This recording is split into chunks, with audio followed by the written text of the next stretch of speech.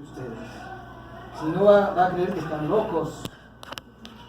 Entonces hay que hablar de tal manera que nos entendamos, hermano, de tal manera que nos comuniquemos, para que nos pueda entender tanto el que no terminó la primaria como el doctor, porque así habló Jesús para todos, no habló solamente para un sector de los intelectuales, no, el lenguaje de Jesús era para que fuera entendido por todos.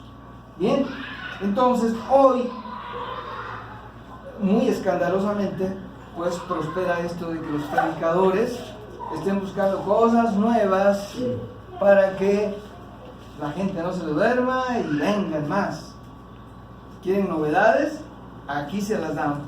Ahora, y vean ustedes, por favor ayúdenme a buscar estos versículos. 2 Timoteo 4:3, el que la encuentre primero la lee por favor.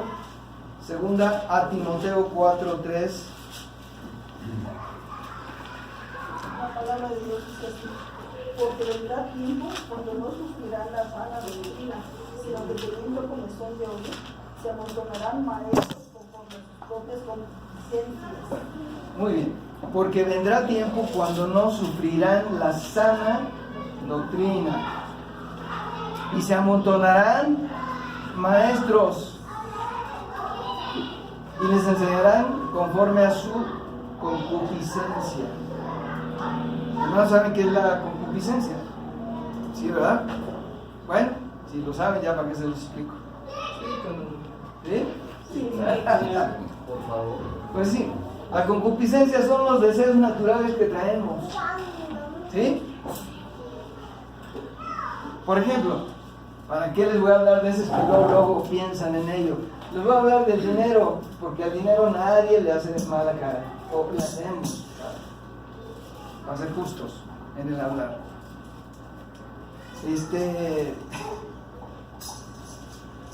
A ver, hermanos, ¿qué le estaba diciendo ahorita antes? Por favor, conecten. La concupiscencia. Miren, la concupiscencia del hombre en este respecto es querer más de lo que se necesita. Y por ejemplo, un predicador por allí, famosísimo, les estaba enseñando a los hermanos, han leído mal las escrituras, ahí en ese versículo que dice: y no seáis codiciosos de ganancias deshonestas. ¿Ya le notaron?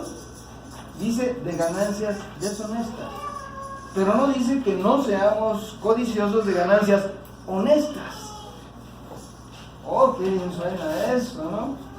Para la doctrina de la prosperidad. Y entonces todos dicen: amén, no me había dado cuenta que puedo ser codicioso de las ganancias honestas. Hermanos, de Faul, la palabra codicia es negativa, no tiene nada positivo. No se puede codiciar lo bueno, no, para nada. Pero a él le aplaudieron, ¿sí? Y entonces les predica de acuerdo a su concupiscencia. Es decir, dicho mexicanamente, ¿a quién le dan pan? ¿Sí? Si a la carne se le da conforme a sus deseos, bienvenido. Así es. Y entonces se han llegado a producir cientos de maneras de abordar las escrituras.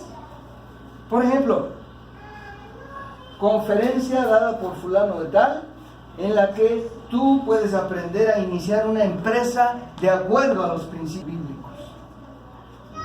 ¿Han oído eso por ahí? Y cuestan las conferencias, Pues ahí están. Así como eso.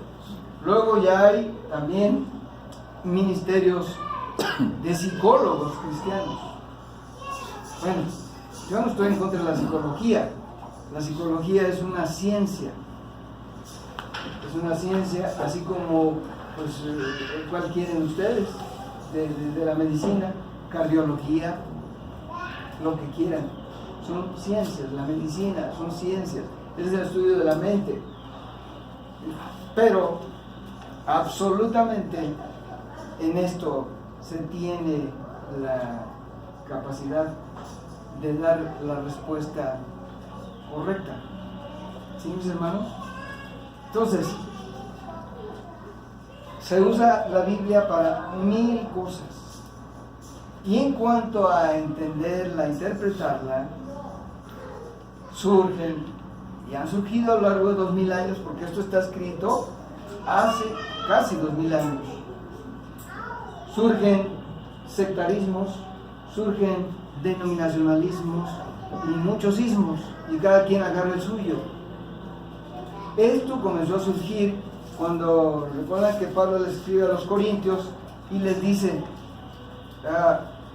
he sido informado de ustedes por los de Cloé, que era una ciudad. Dice que andan ustedes diciendo que unos se consideran de Pedro, otros de Pablo, otros de Apolo. Y dice Pablo: ¿qué Pedro fue crucificado por ustedes? ¿O yo? ¿O Apolos?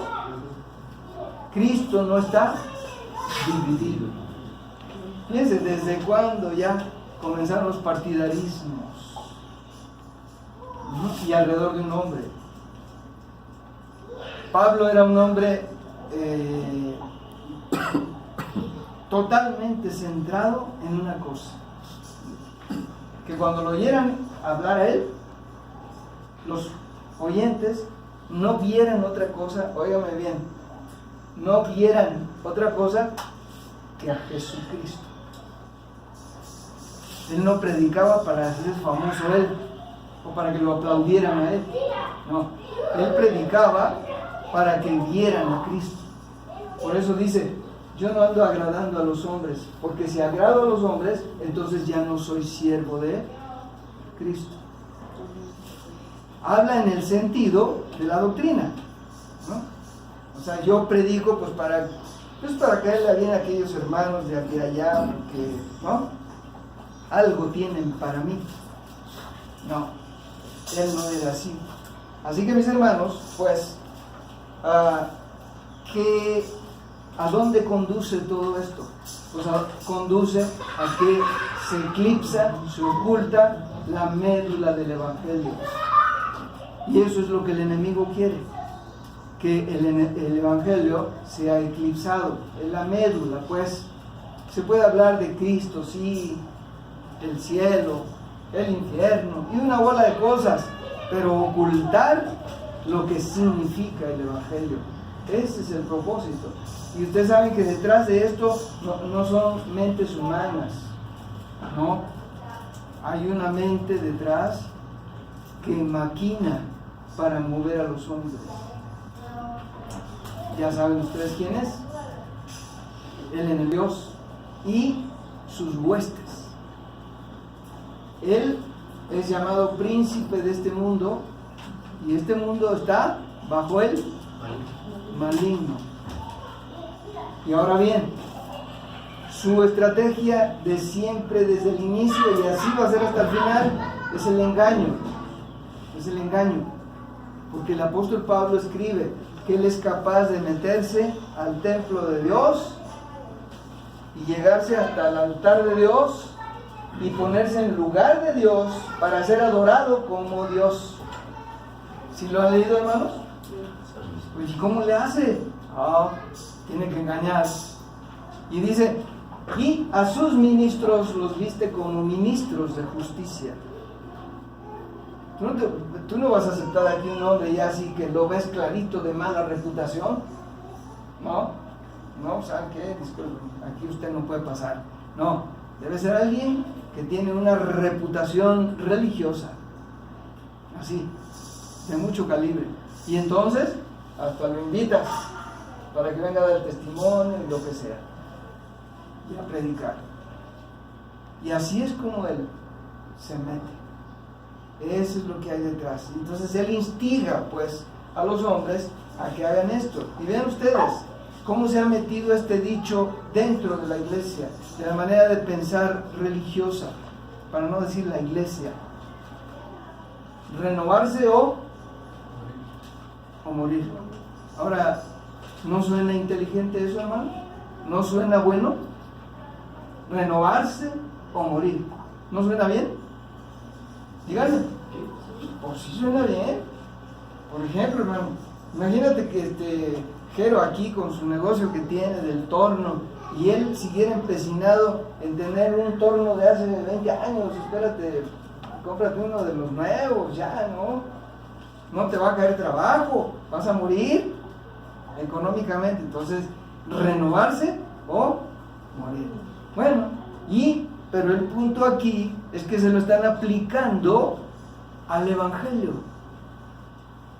¿Creen ustedes que el Evangelio sea algo susceptible de renovarse? Para nada. El Evangelio es el mismo desde que lo vino a dejar el Señor Jesucristo hasta que Él regrese. No se puede renovar. No se puede renovar. No se puede cambiar. Pablo mismo escribió al respecto. Si alguien viene trayéndoles otro evangelio, sea por palabra o por carta, como si fuera nuestra, sea un anatema. ¿Qué quiere decir? Maldito. Porque ya no hay otro evangelio. Si él hubiera pensado que el evangelio tenía que irse renovando al paso de los años, no tendríamos una sola carta de Pablo.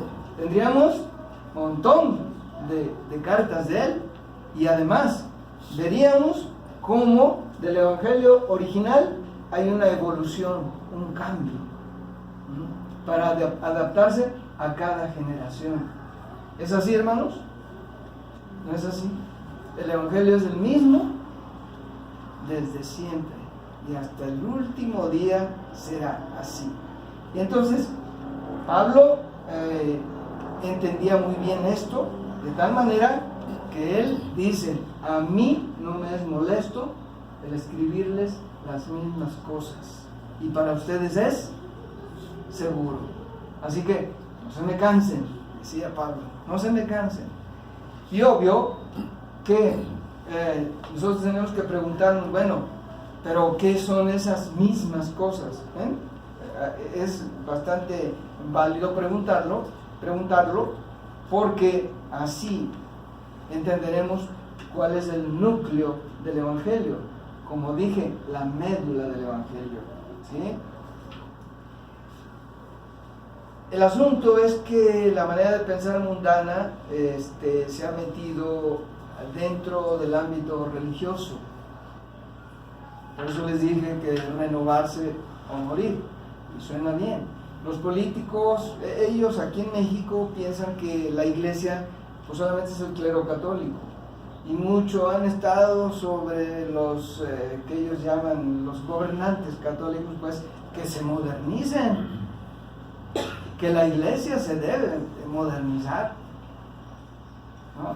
Y déjenme decirles, pues en eso andan, así en eso andan. Pero los que hemos conocido la verdad, la palabra de Dios, los que hemos conocido la vida, los que hemos conocido el camino, no podemos aceptar la cosa así. Jesucristo es el camino, la verdad y la vida. No hay tantos caminos, no hay tantas vidas, no hay tantas verdades. ¿De acuerdo? En cuanto al evangelio. Así que, bueno, el mundo se ha metido al ambiente religioso. Ahora, hablemos. No tendría caso decir, bueno, pues Pablo siempre repetía lo mismo, pero no decir qué. ¿Cuáles eran esas mismas cosas, hermanos? Miren, a lo largo de 40 y tantos años que tengo, que el Señor me llamó a predicar el Evangelio, ver las Escrituras, ser enseñado por Él, no encuentro tantos temas de enseñanza doctrinal del apóstol Pablo en torno al núcleo del Evangelio. 3. Si tú, vamos a llamarlos el ABC, si tú dominas el ABC, eso va a ser seguro para ti y va a ser seguro para los que te oigan. ¿Qué es el ABC del Evangelio? ¿Qué es el núcleo del Evangelio? Miren, vamos a ver estas cosas aquí. En primer lugar, él estaba machacando, vamos a usar esa palabra machacando, porque por eso dice, no me molesto repetirles a ustedes las cosas, y a ustedes es seguro. Entonces él estaba machacando sobre tres aspectos fundamentales. Número uno, el propósito de la venida de Cristo. De eso hablaba él. El propósito de la venida de Cristo. Ustedes lo saben y me lo pueden decir. ¿Cuál es el propósito de la venida de Cristo? Díganme. Venir a salvar lo que se había perdido. Muy bien.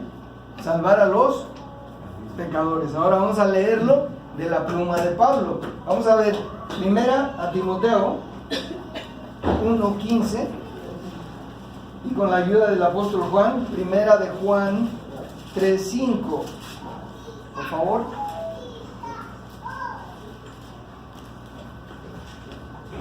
Dice así, primera a Timoteo 1:15. ¿Quién lo tiene? Amén. Palabra fiel y digna de ser recibida por todos. Que Cristo Jesús vino al mundo para salvar a los pecadores, de los cuales yo soy el primero. Muy bien. Palabra, ¿qué dice? Fiel. Fiel y digna de ser recibida. Que Cristo vino, ¿a qué vino? El mundo a salvar. A salvar a los pecadores. Ese es el propósito de la venida de Cristo, salvar a los pecadores. Y luego Pablo se apunta allí y dice, yo soy el primero. Imagínense, si Pablo se pone al principio, ¿dónde nos ponemos nosotros? ¿No? Obvio, su testimonio es terrible. Es terrible porque creyendo que servía a Dios, andaba en contra de Dios y no persiguió a los cristianos. No, persiguió a Cristo. Porque así le dijo Jesús. Saulo, ¿por qué me persigues? Le preguntó, no le digo, ¿por qué persigues a mis seguidores? No, ¿por qué me persigues? No, es tremendo, ¿no? Seguir a unos hombres, pues perseguirlos, ay, no es tanto, ¿verdad? Pero eso de perseguir a Dios, ay, tremendo, ¿no? Así que eso lo cargaba. Y por ahí en otras epístolas lo dice, porque yo perseguí a la iglesia de Cristo e hice blasfemar a los hermanos. O sea, terrible. Bien, primera de Juan 3:5. Rápido para... La palabra de Dios dice, sabéis que Él apareció para quitarnos los pecados, y no hay pecado en Él. Y sabéis que Él apareció para pecado, y no hay pecado en Él. Quiere decir que lo que lleva al infierno a los hombres es el pecado. Entonces Él apareció para quitar lo que lleva a los hombres al infierno, que es el pecado. Y ya hemos, y debemos saberlo a esta altura, que no es lo mismo pecado que pecados. Pecado se da a entender que es el origen. Es decir, ¿saben ustedes que religiosamente por qué se bautizan a los niños? Sí, por la cuestión de que supuestamente quitar el pecado original. Ajá, les quitan el pecado original. No sé de dónde sacaron eso, porque la escritura no lo dice, ¿no? Pero lo que sí se ve es que aceptan que hay un pecado original. Es decir, que todos nacemos con ese pecado original. No hay uno que no. Y ese pecado original, con el que todos nacemos, es el que nos hace producir todos los demás pecados. Cada quien peca en su estilo, como decía cierto predicador. ¿Sí? Y aquí nosotros somos tan inteligentes para deshacernos del pecado, aliviar la conciencia, que por ejemplo el adúltero puede estar criticando al ladrón. Bueno, yo no robo, nomás adultero. ¿Sí? Y el ladrón puede estar criticando al adúltero. Yo no adultero, nomás robo. ¿Me explico?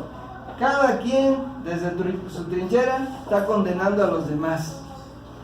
Pero cada quien peca en su estilo, mis hermanos. Cada quien. Así que esta es la razón por la cual los hombres van al infierno si no les es quitado el pecado. Ahora bien, pues ya sabemos que Jesucristo no vino al mundo para decirle a los hombres, yo cuando digo hombres, hermanos, no tengo que estar aquí como nuestro expresidente de decirles chiquillos y chiquillas, no. La Biblia cuando dice hombres está hablando de hombres y mujeres, de seres humanos. ¿Sí, hermanos? Por favor, porque no dudo que ya estén tratando de hacer una Biblia modernizada que diga así, ellos y ellas, y siempre esté haciendo separación.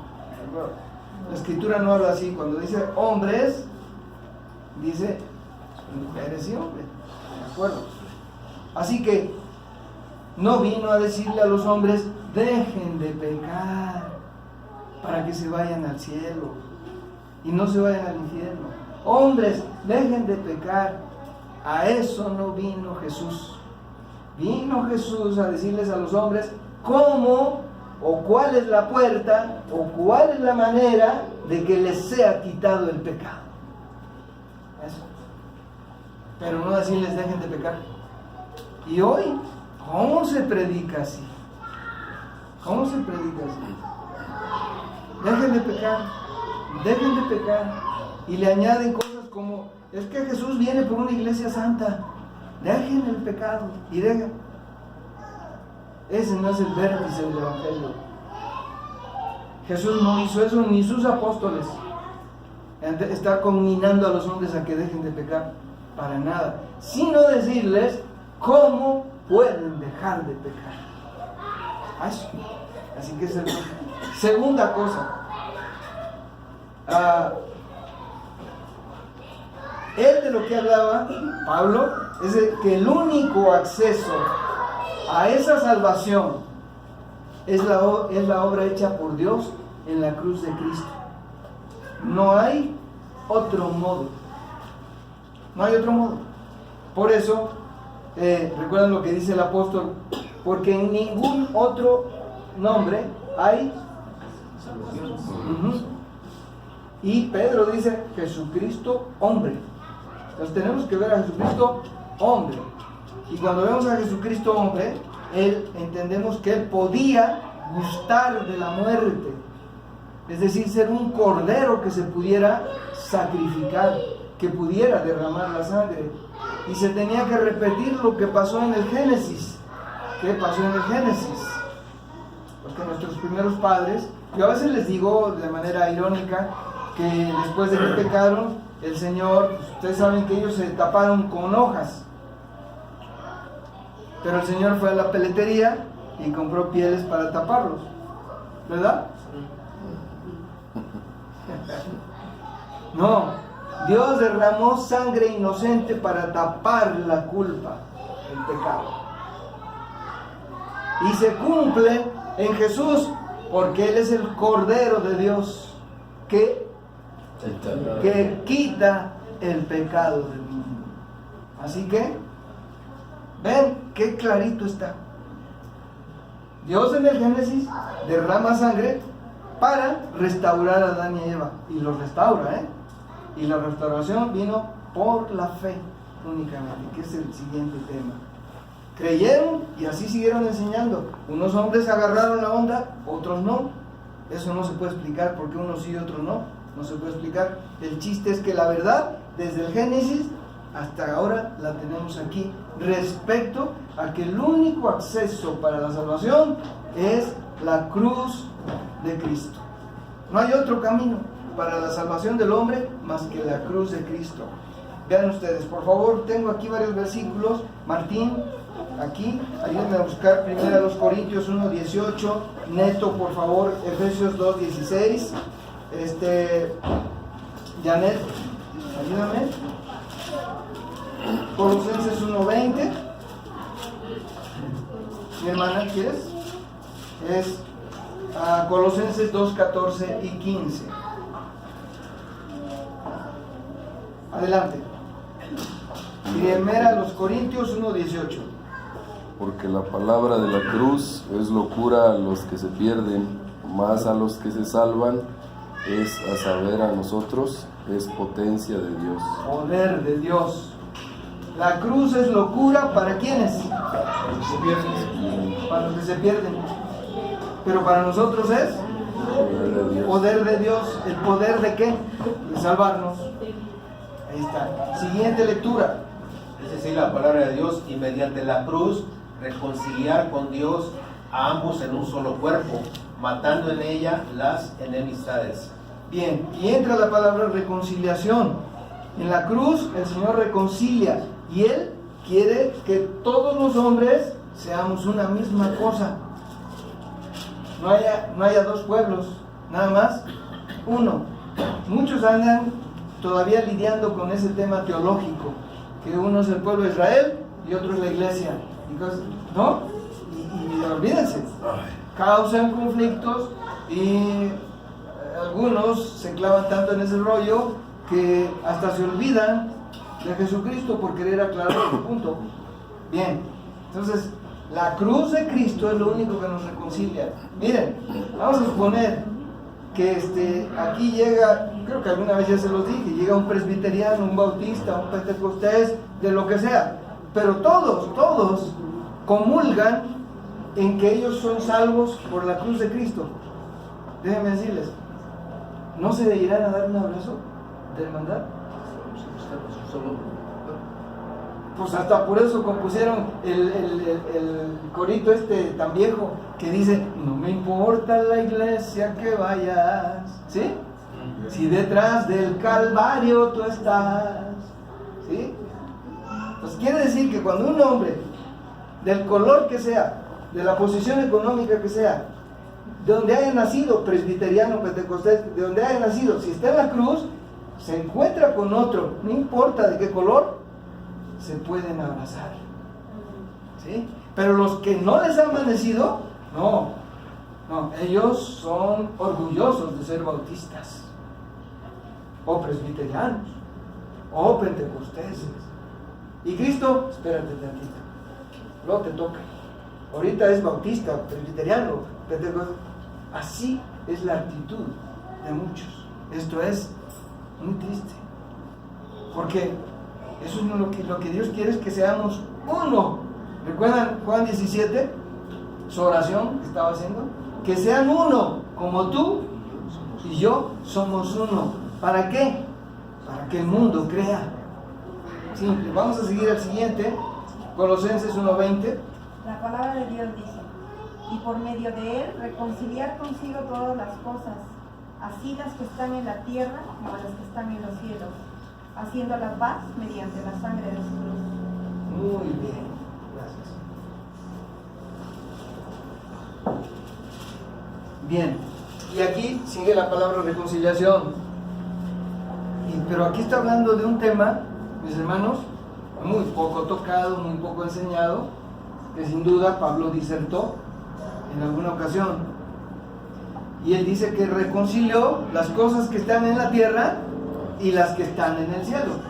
Ahora bien, la pregunta es, bueno, entendemos que aquí los hombres se reconcilian con Dios, pero ¿cómo entendemos que en el cielo hay algo que se reconcilie con Dios? ¿Cuáles son las cosas que no están reconciliadas en el cielo? ¿Saben ustedes que Satanás engañó? No solamente vino a engañar a los hombres, previamente había engañado a ángeles. Y dice la escritura que él arrastró, La tercera parte. los engañó. Y se dijeron: no, Satanás, ¿sí? Y se fueron detrás de él. O sea, se creyeron la mentira de que él era mejor que Dios. Y vámonos. Entonces díganme, si a nosotros Satanás viene y nos engaña, en nuestros padres Adán y Eva, y Dios nos da la oportunidad de ser restaurados después de que fuimos engañados, ¿cómo no va a dar la oportunidad a esos seres espirituales de que se reconcilien con Dios? ¿Y saben qué? Resulta, entonces, pero a ver, ¿pero la cruz de Cristo sirvió para eso? Sí, la cruz de Cristo. Nosotros la vemos solamente temporalmente, con nuestro calendario, pero Dios no la ve así. La cruz de Cristo es intemporal, es eterna, es decir, sirve para toda para todo el universo. El que tiene calendario y el que no tiene calendario. O sea, los que traen reloj y los que no necesitan reloj. Entonces, vean ustedes, yo no sé, y si alguien se lo intenta explicar, van a perder el tiempo. Pero nadie les puede explicar cómo se predica el Evangelio en el ambiente de Dios, en la zona espiritual. No sabemos, aquí Pablo nos deja ver que la cruz de Cristo hasta allá llega a reconciliar a esos seres engañados. Y los que crean por lo que Dios hizo en la cruz de Cristo serán reconciliados. Ya están siendo, no sé, pues no hay calendario, ya, en lo eterno. Y vamos adelante, 2, 14 al 15 de Colosenses. Sí, anulando el acta de los decretos que había contra nosotros, que nos era contraria, quitándola de medio y clavándola en la cruz, y despojando a los principados y a las potestades, los exhibió públicamente, triunfando sobre ellos en la cruz. Y cruz, cruz, cruz. Y aquí habla del acta de los decretos. Pablo vivió en un tiempo en que el Imperio Romano establecía sus cánones